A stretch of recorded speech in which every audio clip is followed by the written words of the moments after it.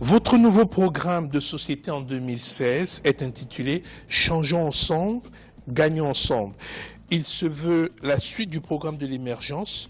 Ce dernier programme devait refléter à travers la qualité des institutions, l'instauration d'une démocratie majeure, la promotion du dialogue politique, le développement économique, une nouvelle voie pour le Gabon. D'ailleurs, le chapitre 5 du précédent programme présentait un dispositif de pilotage et de mise en œuvre du plan stratégique Gabon émergent avec 21 objectifs stratégiques, 28 programmes sectoriels, 159 actions.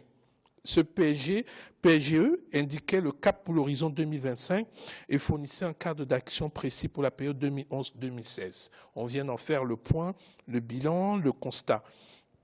Dans ces constats, vous reconnaissez vous-même que certains objectifs n'ont pas été atteints et vous reconnaissez, ainsi que vos adversaires, que certains points positifs comme la CNAM-NGS sont des potentiels points de réussite sur lesquels il faudrait apporter un peu plus d'efforts.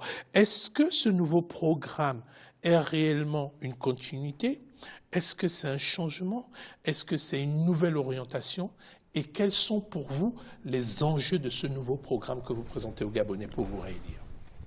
Ce programme est dans l'ensemble une continuité puisque lorsque je me suis présenté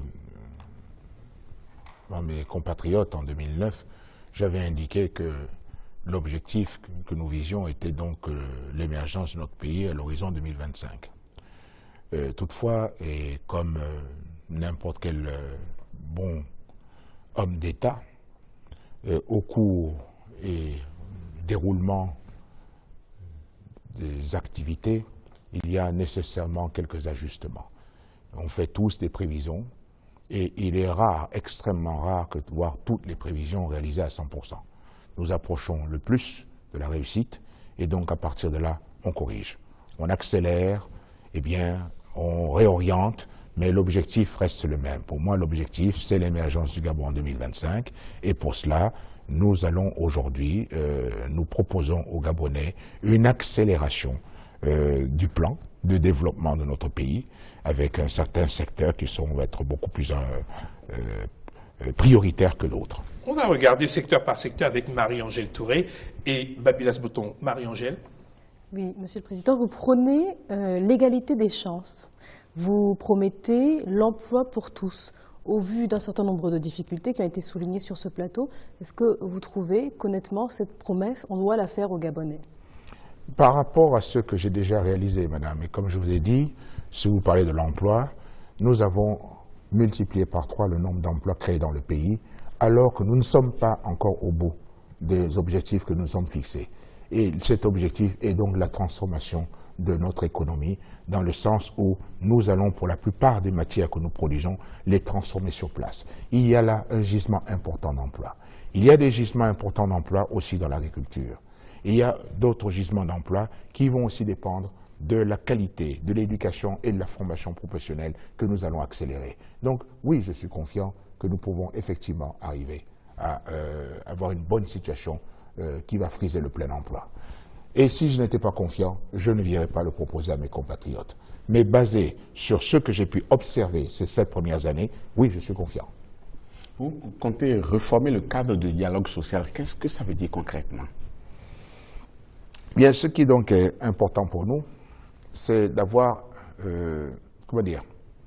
une instance où on puisse se parler et discuter constamment, pour voir ensemble quels sont les points que nous pouvons améliorer, mais aussi pour réfléchir sur le développement de notre pays. Le développement économique de notre pays est très important. Et il faut donc que tous les différents acteurs puissent être associés à ce développement économique et comprendre les enjeux.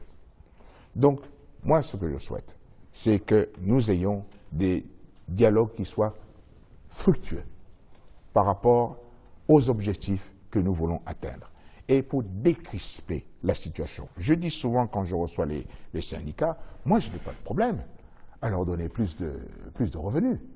Mais pour avoir plus de revenus, pour avoir plus d'augmentation de salaire, moi j'ai besoin de gagner plus d'argent. J'ai besoin que les entreprises fassent beaucoup plus de revenus. Donc, il y a nécessairement des ententes que nous devons avoir. Il y a des objectifs que nous devons tous avoir. Il ne s'agit pas d'être dans la contestation perpétuelle. Mais est-ce que vous avez compris quand même ce pourquoi les concertations d'entre-temps n'ont pas souvent abouti? Parce qu'elles étaient polluées, monsieur, par les considérations politiques. Et que certains partis politiques instrumentalisaient les syndicats.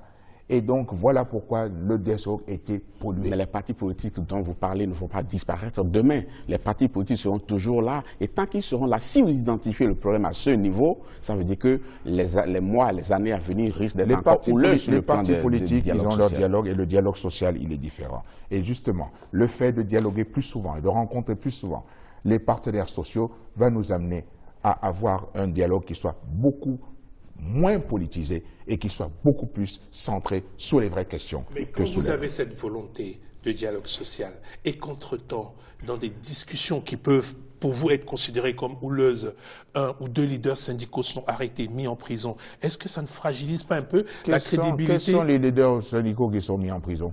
Il y a 2 leaders qui ont été mis en prison. Est-ce qu'ils ont été mis en prison pour des raisons syndicales? Pour quelles raisons ils ont été mis en prison? Ils ont été arrêtés parce qu'ils se sont livrés à des destructions, monsieur. Et la loi ne l'autorise pas.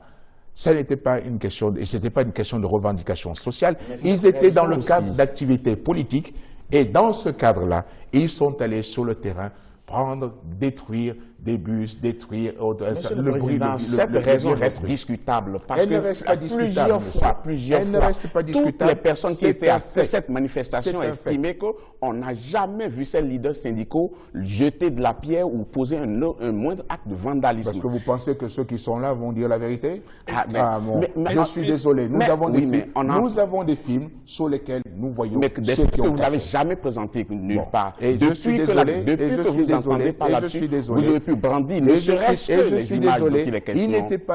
Il n'était pas du tout dans des activités syndicales. Mais bien entendu, Donc, alors, parce qu'on est un leader syndical, on peut se permettre de détruire, on peut se permettre de casser. Mais justement, c'est cette raison-là qui est discutable. Parce qu'on s'entend pas là-dessus, justement. Est-ce que vous, parce que vous êtes un leader syndical, ce n'est pas ce que je dis, monsieur le Président. Vous ne savez jamais ce que vous dites, mais c'est toujours ce que je dis. Mais c'est jamais ce que vous dites, mais c'est toujours ce que vous êtes en train de vouloir dire. Nous sommes en direct. Nous sommes dans une émission en direct. Est-ce que vous pouvez regarder cette caméra et dire aux Gabonais qu'à telle date, vous pouvez brandir les images dont il est question pour que tout le monde soit situé et qu'il n'y ait plus de polémique, monsieur le Président.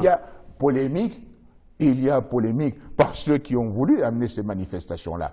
Et je vous dis que vous ne pouvez pas aller dans la rue, casser les biens d'autrui et sans espérer que la loi ne s'applique à vous. Et ce n'est pas parce que vous êtes ou leader syndical ou leader politique que les lois du pays ne s'appliquent pas à vous. Je vous ai demandé quelque chose. Est-ce que vous pouvez prendre l'engagement que vous allez diffuser ces vidéos-là pour que tout le monde soit situé une fois pour de bon? Je suis désolé, je n'ai pas à me mêler de cette question-là. La justice suit son cours. Si les acteurs qui ont été incriminés ne sont pas contents, ils peuvent toujours faire des recours devant la justice. Mais est-ce que vous voulez prôner la paix sociale, décrypter le climat social aujourd'hui? Ça se fait à deux. Ça se fait à deux. Mais moi, je tends la main. Non, ils ne sont pas prêts. Quand lorsqu'on va dans la rue casser les biens d'autrui, brûler, je ne suis pas sûr que l'on veuille la paix. Si vous étiez réélu, vous comptez quand même amorcer un nouveau mandat dans un climat social pas du tout apaisé. Vous n'avez pas posé des actes. Je vous dis que ça se fait à deux. Pourquoi voulez-vous uniquement que ce soit moi? Pourquoi vous ne dites pas à ces leaders syndicaux? Je leur dis aussi, et ils ont estimé qu'ils ont la main tendue et que vous ne les regardez même pas. Ah non, ça ce n'est pas vrai. Ce n'est pas vrai. Alors, si nous avons abouti à un certain nombre quand même de résultats sur les négociations que nous avions avec un certain nombre de leaders syndicaux. Donc, vous ne pouvez pas aussi me parler du monde syndical en un seul bloc. Il y a des leaders syndicaux qui, eux, se comportent comme des vrais leaders syndicaux. Vous êtes en train de me parler de ceux qui sont entretenus par un certain nombre de partis politiques et qui sont dans les activités politiques, dont ceux dont vous me parlez, qui ont été arrêtés dans le cadre d'activités politiques qui n'avaient rien à voir avec le syndicat. Mais est-ce qu'un acteur syndical, est-ce qu'il n'est pas un citoyen? Quand il n'est pas d'accord par rapport à quelque chose, est-ce qu'il ne peut pas participer à une marche citoyenne? Mais une marche citoyenne pacifique, monsieur, vous serez d'accord? Mais bien entendu, et ce fut le cas. Elle ne fut pas... Ah bon? Parce que les bus brûlés et les voitures brûlées, tout ça, c'est de la fiction? Ça n'a jamais existé? Mais lorsque les gens font une manifestation pacifique et qu'ils se font gazer par les policiers... On a montré les photos de ces bus brûlés. Ils n'ont pas été brûlés par les forces de l'ordre. Hein. Alors, Monsieur le Président... Et ça a été montré, ça a été vu. C'est pour ça que vous devriez de temps en temps regarder... Mais ce qui n'est pas vu, vous devriez de temps en temps... Vous devriez de temps en temps regarder la télévision gabonaise. Et à ce moment-là, vous verrez qu'il y avait ces images-là. Monsieur le Président, vous parlez de la réforme du cadre du dialogue social. Quand on voit cet échange passionné, quelles sont vos solutions, comme disait Babilas tout à l'heure, pour ramener un véritable dialogue social? Vous ne pouvez pas rester dans une posture de dire « je tends la main, ce n'est pas eux qui veulent tendre la main ». Vous avez situé un autre problème important qui est la politisation du milieu syndical. Donc, quelles sont vos solutions pour ramener un véritable niveau de dialogue social qui profite à l'ensemble des Gabonais et notamment la relation avec les syndicats? Monsieur Nemale, moi je ne suis pas sourd. Je ne suis pas sourd aux revendications. Moi non plus, donc je ne suis pas sourd. Je ne suis pas sourd aux revendications. Voilà pourquoi j'ai créé ce cadre du dialogue social. Parce que je ne suis pas sourd. Et si nous sommes arrivés au cours de cette année à une revalorisation sans précédent des salaires dans la fonction publique et autres allocations et autres indemnités, c'est bien parce que je ne suis pas sourd. Et c'est bien parce que j'entends. Quelles sont les solutions que vous préconisez ce que je suis en train de dire, que vous allez mettre en place si vous êtes réélu? Je suis en train de dire, nous dialoguons, oui, mais le dialogue se fait à deux. Mais quand on vient dialoguer, M. Nemale, on ne vient pas imposer, ce ne sont pas des injonctions. On dialogue, on discute et on tombe d'accord. Et donc pour cela, j'ai toujours tenu le gouvernement à disposition pour pouvoir dialoguer. Et c'est ce que nous avons fait. Pour qu'on avance sur les différents points de votre programme qu'on va regarder, ma question, peut-être je vais la repréciser. Vous voulez dialoguer, qu'est-ce que vous mettez sur la table pour amener cette paix sociale? Comment est-ce que vous allez structurer ce dialogue? Quelle est la méthode que vous souhaitez utiliser dans le cadre de votre nouveau mandat, puisque vous en faites un point important et qui est assez sensible? La réforme du cadre du dialogue social est un point important du nouveau programme. Mais nous avons, ces derniers temps, toujours dialogué. Maintenant, quand nous dialoguons, que nous ne tombions pas toujours d'accord, mais ça, c'est l'objet, donc, le fait de continuer à dialoguer. Mais ce qui est important, c'est qu'on puisse se retrouver. Et donc là, nous avons un cadre. Nous allons mettre un cadre qui va uniquement se concentrer sur ces questions du dialogue social. Voilà ce que nous allons mettre sur pied. Vous êtes confiant?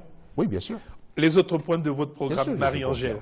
Oui, alors peut-être un point un peu moins polémique, hein, Monsieur le Président. Vous comptez créer 4 établissements régionaux et une académie nationale de sport-études pluridisciplinaires. Alors dites-nous un peu comment ça va s'articuler. Aujourd'hui, nous avons le projet de pouvoir créer plusieurs établissements spécialisés.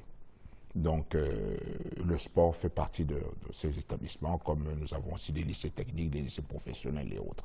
Et donc, basé sur des installations que nous créons dans le cadre de la Coupe d'Afrique des Nations de football, nous allons utiliser certaines de ces structures-là pour justement faire des établissements de sport-études. Donc, les 4 établissements seront dédiés au sport-études uniquement? Oui, oui. Et pourquoi cette volonté justement de développer ce domaine-là, sport-études, alors que certains Gabonais considèrent qu'effectivement, on ne répond pas encore à leurs attentes? Mais toujours certains Gabonais. Oui, mais quand je dis tous les Gabonais, vous n'êtes pas d'accord. Quand je dis certains Gabonais, vous n'êtes pas d'accord. Avec quoi êtes-vous d'accord, Monsieur le Président? Si je ne faisais pas du tout le sport-études et que j'allais consacrer dans certains autres domaines, vous serez toujours en train de me dire, alors que certains Gabonais... on se base sur ce que vous proposez. Mais l'unanimité n'existe pas.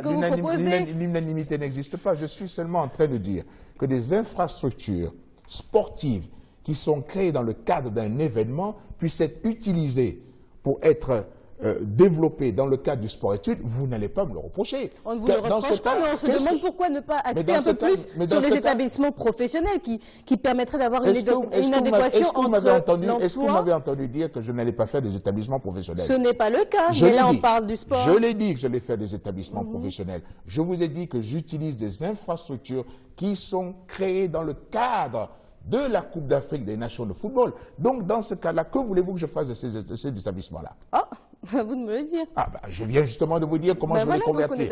Alors, vous me dites, je les convertis et vous êtes semblé me critiquer là-dessus. Non, mais écoutez, ça semble étrange qu'on veuille axer justement sur ces académies nationales de sport-études. C'est un point, c'est simplement alors qu'on parle de chômage des jeunes. Oui, pourquoi? Parce que le sport ne crée pas de... on peut se poser la question de savoir... On peut se poser la question de savoir comment ces jeunes formés au sport-études vont pouvoir trouver des emplois sur le marché de l'emploi gabonais. Le sport ne crée pas d'emploi? On peut se poser cette question-là? Dans le domaine de l'éducation, vous n'avez pas formé des éducateurs physiques? Et vous avez besoin de créer 4 établissements pour cela? Mais nous avons beaucoup d'établissements, madame, dans lesquels il faut du sport. Écoutez, et nous verrons bien si votre offre correspondra à la chaque demande. lycée, qui veut bien dire son nom, vous devriez avoir des infrastructures sportives, n'est-ce pas? Ce n'est pas le cas au Gabon. Bon, et vous devriez avoir des éducateurs physiques, n'est-ce pas? Ce n'est pas le cas au Gabon. Ce n'est pas toujours le cas, madame. Ce n'est pas toujours le cas. Donc, on ne peut pas me reprocher de faire une reconversion des structures qui sont créées dans le cadre d'un événement sportif. On ne peut pas me reprocher ça. On a signé pourquoi? Parce que c'est nouveau. Mais je venais de vous dire juste avant que vous me posiez cette question que nous allions aller vers le plus de spécialités avec notamment des structures qui soient des lycées techniques, des lycées professionnels. Je venais de vous le dire avant et curieusement, la minute d'après, vous me le reprochez. Alors je venais de vous l'indiquer. La suite du programme, du nouveau programme, oui. Un point, Babilas. Monsieur le Président, vous voulez créer aussi l'Office national des recettes. Qu'est-ce que ça dit concrètement? C'est tout simplement une structure qui va regrouper toutes les différentes directions qui concourent à amener les recettes à l'État. Donc nous voulons maximiser les recettes de l'État et donc voilà comment nous pouvons regrouper tout cela. Monsieur le Président, vous prévoyez également une réforme du dispositif de promotion et de nomination dans la fonction publique. Oui. Est-ce à dire qu'effectivement, vous vous rendez compte ou vous vous êtes rendu compte que les nominations dans la fonction publique sont biaisées? Non, ce n'est pas qu'elles soient biaisées. Je veux tout simplement que dans la fonction publique, nous puissions progresser, avoir un bon profil de carrière pour tout agent qui rentre dans la fonction publique, mais en plus progresser après sur la base du mérite et aussi s'assurer que tous les agents puissent avoir, dans le cadre de leur carrière, la possibilité de pouvoir bénéficier d'un certain nombre de stages. En plus, aujourd'hui, nous avons une fonction publique qui est très importante et qui ne peut pas augmenter de la même manière dans les prochaines années. Donc, c'est à mettre un petit peu d'ordre. Est-ce que vous trouvez qu'il y a réellement égalité des chances dans la fonction publique? Mais c'est justement l'objet aussi de la réforme que nous allons mettre sur pied pour qu'il y ait effectivement égalité de chances et que vous soyez recrutés sur la base de ce que vous faites, des diplômes que vous avez, ainsi de suite. C'est tout simplement mettre un petit peu d'ordre. Donc pour l'instant, ce n'est pas le cas. Quand vous parlez de mettre... Non, ce n'est pas dire que ce n'est pas le cas. Il y a toujours quelque chose, madame, à améliorer dans toute structure qui arrive. Si vous restez figé, vous allez toujours avoir des problèmes tôt ou tard. Donc, nous sommes en mouvement, en perpétuelle recherche d'efficacité. C'est ce que nous sommes en train de faire, plus d'efficacité. Alors, quand vous parlez de cet aspect de la fonction publique, est-ce qu'elle ne devrait pas aller beaucoup plus loin, jusqu'à un véritable recensement des fonctionnaires, la maîtrise du circuit financier, que ce soit de leur rémunération, etc. Est-ce que ça, et l'harmonisation de la grille des salaires dans la fonction publique, est-ce que ça ne devrait pas englober tout ça? Dans le cadre de la rémunération des agents de l'État, ce travail a été fait. C'est ce qui nous a permis. Il est fiable? C'est ce qui nous a permis d'avoir près de 30% d'augmentation des salaires, parce que justement, ce travail a été fait. Bon. Maintenant, nous devons aller plus loin. Nous voulons demain une administration qui soit réellement au service du développement et nous devons revoir un certain nombre de programmes et, comme je l'ai dit, remettre un petit peu d'ordre pour que notre administration puisse être beaucoup plus efficace, moins pléthorique et, vous savez, la bureaucratie, que les choses aillent beaucoup plus facilement et plus vite. Donc, c'est ce que nous voulons faire. Vous avez promis également renforcer le processus de la décentralisation. Quels sont les points que vous voulez toucher pour que cela soit plus efficace? Est-ce que dans mes déclarations, j'ai utilisé le mot promettre? Oh, j'ai comme l'impression que chaque fois vous me dites, j'ai comme l'impression que les promesses que vous avez faites en 2009 ont été un cauchemar pour vous, que chaque fois qu'on dit promesse, vous devenez... C'était seulement un point de langage pour dire que vous m'avez entendu dire ce mot « je promets ». J'ai dit que je réalisais. Bon, voilà. Donc, qu'on soit d'accord. Donc, vous dites... Quelle est la différence entre dire je promets et je réalise? C'était simplement une précision. Sémantique. Je me suis engagé. Je préfère dire qu'ils disent je me suis engagé. C'est encore plus fort que la promesse. Justement, c'est plus fort. Mais là, c'est vrai, je me suis engagé. Donc, vous vous rendez compte que si vous êtes engagé, ça veut dire que vous êtes passé du stade des promesses et que, clairement, si ces engagements ne sont pas tenus, les Gabonais risquent de ne plus vous faire confiance. Mais, monsieur Némalé, les Gabonais savent que j'assume les décisions que je prends et je rends compte par rapport à d'autres qui parlent beaucoup dans notre pays. et qui ont été aux affaires, qui n'ont jamais rendu compte. Moi, je rends compte. J'ai fait une tournée républicaine dans le pays pour rendre compte aux Gabonais. Sur chacun des points. Alors, pour ce qui a été fait, ce qui n'a pas été fait. Voilà. Rendez compte sur cette question précise de Babila, Monsieur le Président. Non, je parlais de décentralisation, mais puisque vous avez parlé sur la décentralisation, il m'a été posé même hier la question, et j'ai en train de dire que j'ai répondu que le ministre de l'Intérieur est à l'heure actuelle sur un projet de décentralisation que nous allons présenter au Parlement dès la rentrée dans 2-3 semaines. Quels sont les objectifs et quel sera l'apport de cette décentralisation dans la répartition des richesses sur le territoire? La philosophie que nous poursuivons est d'avoir aussi des acteurs locaux plus engagés dans le développement des provinces, des départements, et qui soient tous l'administration au service du développement. C'est le principe que nous poursuivons. Voilà. Un autre point, Marie-Angèle. Monsieur le Président, vous vous engagez à mettre en place un cadre juridique de protection et de discrimination positive des femmes. Est-ce parce qu'elles sont, par exemple, dans la vie politique, dans le gouvernement, ou même durant cette campagne électorale, quasi invisibles? Les femmes sont invisibles. Est-ce qu'il y a une femme candidate à l'élection présidentielle? 14 dans le gouvernement, candidats. combien de femmes y a-t-il? Combien de femmes ministres y a-t-il? Validés par la Cour constitutionnelle, 11 qui vont être dans les urnes, aucune femme. Est-ce que ce n'est pas une faute majeure de l'ensemble de la classe politique gabonaise? Qu'il n'y ait pas de femmes qui soient candidates, je n'y suis pour rien. C'est la vitrine de l'égalité des chances. Je n'y suis pour rien. Maintenant, je vous rappelle qu'en 2009, il y avait des femmes qui étaient candidates. En 2009, donc on a régressé en la matière? Non, ce n'est pas que nous avons régressé. C'est peut-être que parce que aucune de ces femmes n'a eu envie de venir. C'est une volonté personnelle. Mais peut-être parce que vous n'avez pas fait la promotion des femmes ces dernières années, justement. Madame, je ne peux pas vous laisser dire ça, voyons, encore une fois. Vous lancez des choses à l'emporte-pièce comme ça. Est-ce que vraiment vous avez vérifié? D'abord, je vous signale qu'en 2009, pendant la période intérimaire, le pays était dirigé par 2 femmes. La présidente du Sénat, qui est devenue présidente de la République par intérim, et la présidente de la Cour constitutionnelle. La présidente du Sénat est toujours une femme. La présidente de la Cour constitutionnelle est toujours une femme. Aujourd'hui, nous avons une femme qui est présidente du Conseil économique et social. Nous avons le maire de la capitale qui est une femme. Et vous voulez me dire que je n'ai pas fait de promotion de femmes? Si on parle de discrimination positive, c'est qu'il y a eu discrimination à la base. Donc, non. Qu'est-ce qui explique? Nous disons qu'aujourd'hui, nous voulons accélérer la participation des femmes et en plus grand nombre. Les femmes ont aujourd'hui, dans notre pays, exercé de très hautes fonctions, mais je voudrais qu'aujourd'hui, les femmes soient beaucoup plus importantes à participer. Ce n'est pas à dire que les femmes n'ont jamais été. Au Gabon, ce n'est pas le cas. Maintenant, nous avons, pour répondre à votre question, et pour dire que nous avons la promotion, nous avons accéléré la promotion des femmes, aujourd'hui, elles sont presque 1/3 au niveau du gouvernement. Bon, je n'ai jamais atteint ce chiffre-là. Nous avons fait passer une loi au Parlement pour indiquer que sur les listes électorales, désormais, il faudra un minimum de 30% de femmes sur les listes électorales, et y compris dans les nominations. Les nominations, il faudra un minimum de 30%. C'est un bon début. Mais là, vous n'allez pas me dire que je n'ai rien fait pour la promotion de la femme. Monsieur le Président, même si c'est un bon début, oui, monsieur. Pourquoi, alors que vous avez accès, on a écouté tous vos discours de campagne, il y avait une bonne place pour les femmes. Là, vous êtes en train de répondre à Babila, c'est Marie-Angèle sur cet aspect.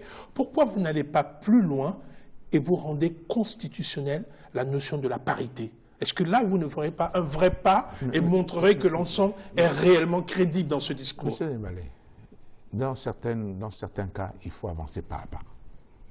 Aujourd'hui, nous passons de 0 à 30%. OK? Bon. Et nous avons lancé le programme de la décennie de la femme. Dans 10 ans, certainement, nous serons en mesure de passer de 30 à 50%. Il faut aller à petits pas, dans certains cas, pour être sûr de bien avancer et de ne pas avoir des excès de vitesse et sortir de la route. Moi, j'avance à pas sûr. Aujourd'hui, les 30%, nous les avons obtenus, ils ont passé. Donc, nous allons poursuivre. Et je vous dis que c'est un minimum. Ça ne veut pas dire que dans certains cas, vous n'aurez pas parité dans certaines administrations. Je dis que nous avons un minimum qui est de 30%. Donc, nous venons de 0. Alors, commencez par reconnaître que nous avons fait quelque chose, plutôt de commencer par me dire par l'inverse, ah oui, mais vous auriez pu, vous auriez... Bien sûr qu'on aurait pu. Mais au moins, j'ai quand même fait quelque chose, j'ai quand même avancé. Sans vous froisser, on peut reconnaître que vous avez fait quelque chose, mais parfois, et je vous dis sans vous froisser, on a le sentiment que vous faites quelque chose, très clairement, et je vous regarde droit dans les yeux, je vous le dis, parce que vous avez à côté de vous une femme qui fait des actions sociales sur le terrain, qui est très présente et qui semble vous influencer vers ce domaine, mais que dans l'ensemble de votre parti politique, ça ne répond pas à un choix politique. Non, je ne suis pas d'accord, monsieur. Dans les plus hautes instances du parti, nous avons des femmes.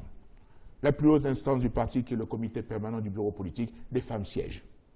Donc je ne peux pas vous laisser dire ça. C'est incorrect de votre part. Il y a une réalité de cette influence. Non. Nous sommes le parti qui a fait beaucoup plus pour la promotion de la femme dans ce pays. Donc nous ne pouvons pas vous laisser dire une chose pareille. Parce que ça, c'est totalement incorrect.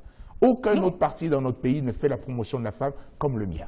Mais vous devez montrer l'exemple, vous êtes le parti de la majorité présidentielle. Mais nous montrons justement l'exemple. Nous montrons l'exemple. C'est la raison pour laquelle les femmes nous soutiennent beaucoup plus et les Gabonais nous soutiennent plus. Bon, maintenant, qui a-t-il de mal à avoir une femme à mes côtés qui est très active? Je n'ai jamais dit qu'il y a quelque chose de mal, mais ce que je dis, c'est qu'il y a cette action qui donne une impulsion, mais que l'impulsion aurait dû venir un peu plus fort du champ politique. Et peut-être qu'en rendant constitutionnelle cette situation, on aurait vraiment ce sentiment... Mais elle vient aussi du champ politique. C'est de concert que nous faisons tout cela. Mais bien sûr, c'est de concert. Babylas. Un autre point que vous avez inscrit dans votre projet de société, c'est de maintenir le Gabon en paix et en sécurité. Mais aujourd'hui, apparemment, les indicateurs ne sont pas au vert, hein, quand vous ne pouvez pas dialoguer avec les acteurs syndicaux. Vous revenez encore là-dessus. Mais bien entendu. Mais vous revenez encore là-dessus.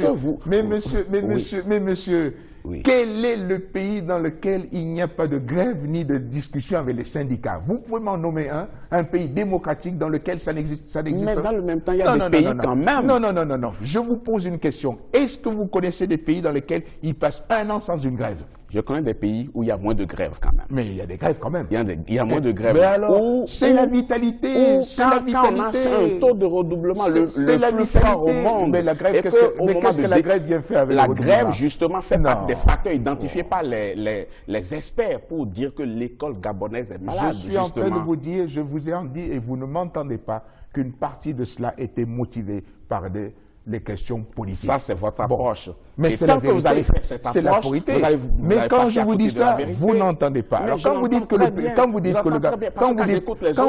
Gabon n'est pas en paix, je suis désolé, le Gabon est en paix. Selon vous, les indicateurs ne sont pas vraiment Quels indicateurs? Les indicateurs. Lesquels? Quand vous écoutez certaines personnes qui estiment que nous créons un certain nombre de choses, surtout en cette période électorale, lesquelles personnes? Les invectives. Lesquelles personnes? Par exemple, quand on écoute votre discours de campagne, c'est fait beaucoup d'invectives. Je ne dispense pas les autres non plus, parce que la campagne aurait pu voler plus haut. Mais monsieur, depuis 1993, à chaque campagne, c'est le même langage qu'on nous tient. Est-ce que le Gabon, pour autant, n'a pas été en paix? Monsieur le Président, en 2009, j'ai suivi votre campagne électorale, il n'y avait pas eu autant d'invectives en 2009.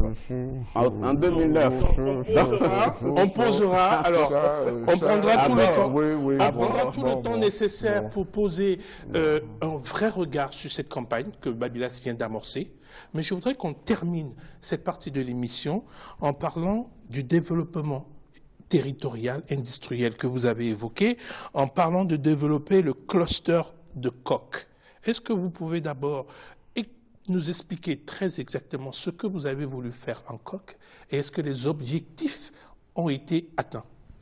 Nous avons créé une zone économique spéciale. Cela ressortait des discussions que nous avons eues avec un certain nombre de représentants du secteur privé, attirer l'investissement direct étranger. Et donc cette zone spéciale a été donc créée il y a à peu près 5 ans. Et aujourd'hui, elle se développe bien. Nous avons plus de 80 sociétés qui sont déjà sur le site et nous en attendons beaucoup plus. Et avec des avantages que nous avons consentis à ces sociétés-là. Elles font confiance à la stabilité du pays, elles font confiance au programme de développement économique du pays et donc elles viennent investir. Là, au départ, la zone économique de SCOC devait être d'abord spécialisée sur les transformations de bois. Et donc, c'est dans ce cadre-là que nous allons mettre en place le premier cluster de bois. Mais maintenant, il y a d'autres activités qui se développent dans cette zone. Vous êtes quand même au courant qu'un certain nombre d'entreprises ont réservé le site, mais ne sont pas encore passées en phase effective de production. Mais je suis au courant, je suis au courant, M. Neymar. Bien sûr que je suis au courant, mais je suis en train de vous dire qu'il y a de plus en plus d'entreprises qui s'installent. Et en 5 ans, il faut quand même noter que notre zone économique est une de celles qui s'est le plus rapidement développée. Vous comptez développer d'autres zones de cette nature? Dans le projet, il est effectivement question que nous puissions avoir d'autres zones économiques spéciales. Un programme qui propose le changement et gagnons ensemble aux Gabonais, mais un programme aussi qui permet, comme Babylas a dit tout à l'heure, d'avoir un regard spécifique sur cette campagne électorale où il y a eu d'un côté des propositions, mais de l'autre côté beaucoup de mots durs, beaucoup d'invectives. Donc on voudra avoir dans la dernière partie de cette émission une transparence et vos explications par rapport à cette situation. C'est ce qu'on va voir tout de suite après cette pause dans la dernière partie de cette émission.